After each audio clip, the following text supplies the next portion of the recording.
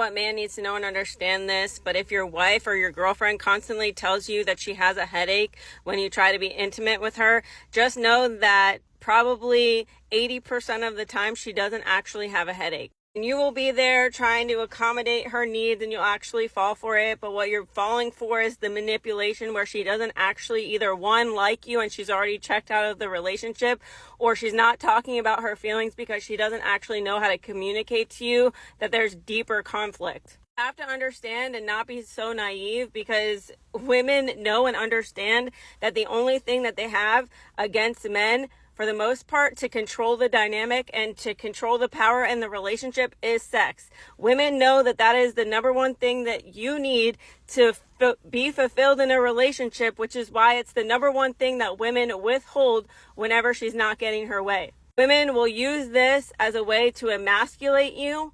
They will use it as a tool to get you to behave and act accordingly. Some of you are really good men where you can actually sit here and say like, oh, I feel bad. My wife is really sick. My girlfriend is really sick. She has a headache. But I can promise you, like, let's say 50 times she tells you she has a headache, maybe 10 of those times is actually truthful.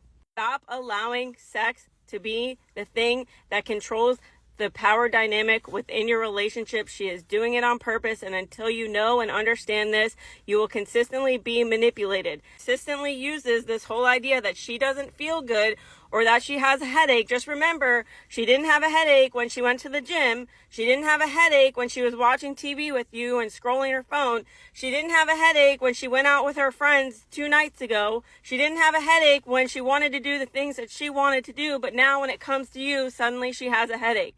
9 times out of 10, it's bullshit, and y'all need to stop falling for it. Okay, bye.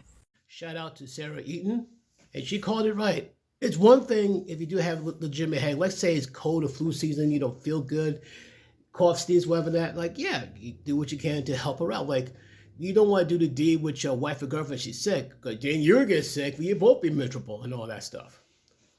But it's one thing if she's sick, legitimately sick. Yes, if it's to a point where like you know that she went with her girlfriends, like say 2 nights ago, all of a sudden she has a headache, or she went to the gym and all of a sudden next day she has a headache and all that stuff. It's like the first few times, yeah, but after I was like, okay, what's going on?